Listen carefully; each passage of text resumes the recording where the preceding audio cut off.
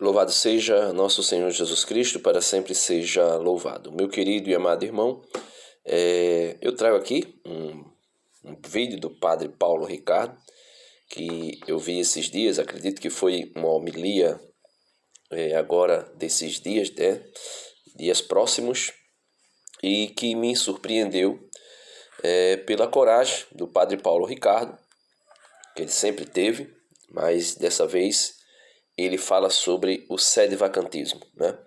O Padre Paulo se coloca em uma homilia contra o sedevacantismo. E ele compara o sedevacantismo exatamente com o protestantismo. O protestantismo e o sedevacantismo, na minha opinião, é uma moeda, né? Ou seja, duas faces de uma só moeda. E essa homilia do Padre Paulo Ricardo trouxe para mim uma confirmação grande, né, de que o meu pensamento a respeito do sedevacantismo, que seria uma outra face do protestantismo, realmente se concretiza, né, se confirma. Então, eu queria que você pudesse assistir. Se você ainda não assistiu a homilia inteira, assista no canal do Padre Overland. Se você não assistiu, veja esse pedacinho aqui, depois você assiste e você tira aí as suas conclusões. Veja aí o que o Padre Paulo vai dizer, né? Está um pouquinho adiantado, né, a velocidade da fala, mas dá para compreender e você vai perceber quando o Padre Paulo faz a comparação do sedevacantismo com o protestantismo, e ele deixa claro que o sedevacantismo é um erro. Existe um grande erro que vai se espalhando pela internet, pelo mundo, de falta de fé, chamado sedevacantismo. O que quer dizer isso? As pessoas veem um defeito no Papa e dizem, não é o Papa, pronto, acabou. Como os apóstolos vacilaram na fé ao ver o cadáver de Cristo. Não é Deus, não pode ser. Um corpo assim desfigurado, um corpo visível, desfigurado e morto, não pode ser. Não é Cristo. Maria adorou. Quando nós vemos o corpo visível da igreja, da fé que deveria brilhar, professada com clareza, mas às vezes é professada com fórmulas capengas por alguns. Dos sacramentos que deveriam ser celebrados com esplendor, mas às vezes são celebrados de forma mesquinha, miserável. Do governo eclesiástico que deveria ser exercido com justiça, com retidão, com virtude, com prudência, e pode ser exercido de forma confusa. Algumas pessoas olham para a igreja ao longo dos séculos. São 2000 anos de história, gente. Tem muito capítulo para a gente contar. As pessoas olham para a igreja ao longo dos séculos desfigurada em várias situações. A igreja flagelada, desfigurada. Ela foi primeiro flagelada e desfigurada pela perseguição dos romanos. Depois foi flagelada e desfigurada pelas heresias. Depois ela foi flagelada e desfigurada pelos maus eclesiásticos.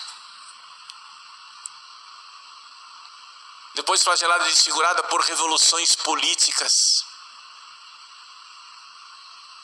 Hoje é flagelada e desfigurada pelas ideologias que de todos os lados nos atacam. O corpo visível da igreja, flagelado e desfigurado, é o corpo místico de Cristo.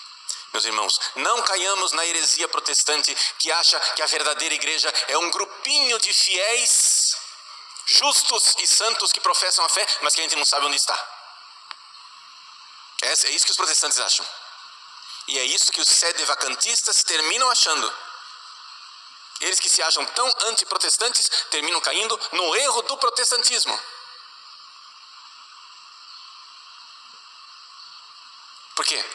porque acham que a igreja está em um grupo de fiéis puros, que está em algum lugar invisível. Meus queridos, Jesus, sua divindade e sua revelação infalível nos pede para aderirmos à Santa Igreja Católica. É necessidade,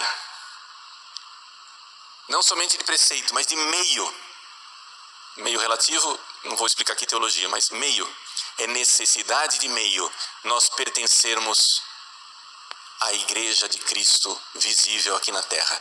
Deus não pediria que nós pertencêssemos à sua igreja visível se ela não fosse encontrável, se a gente não pudesse verificar sua presença em algum lugar visível.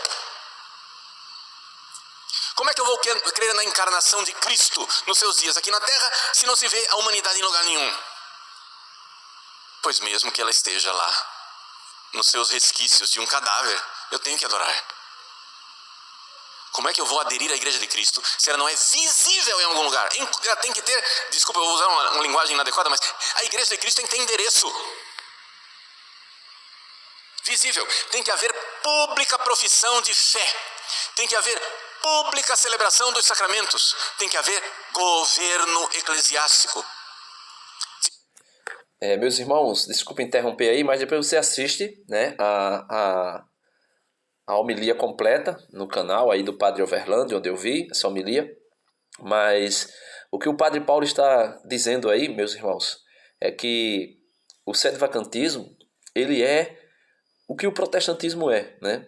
Que acredita em um grupo, como acreditam os calvinistas, acredita em um grupinho eleito, espiritual, né? Pneumático, né?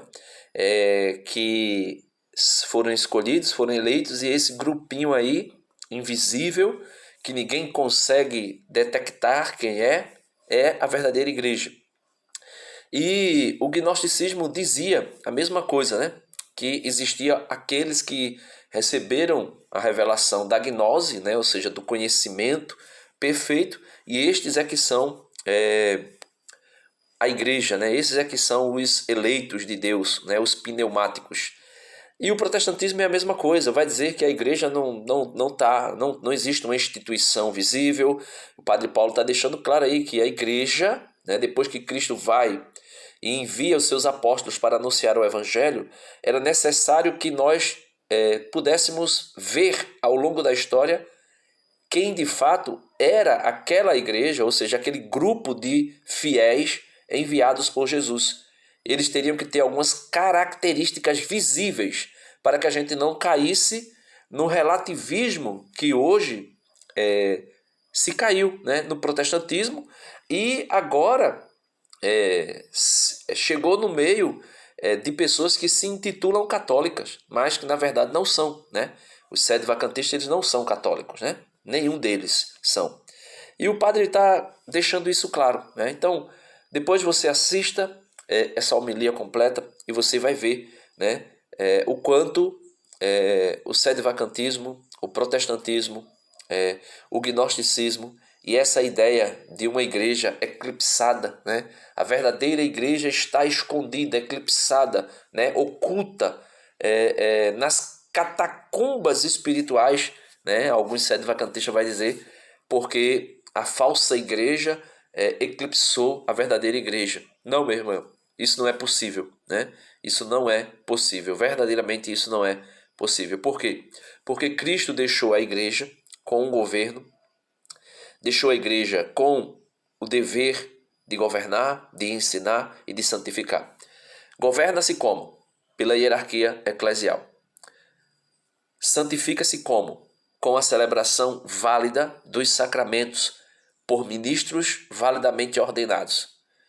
Aí se santifica o povo. E se ensina como? Ensinando a fé de sempre da igreja, né?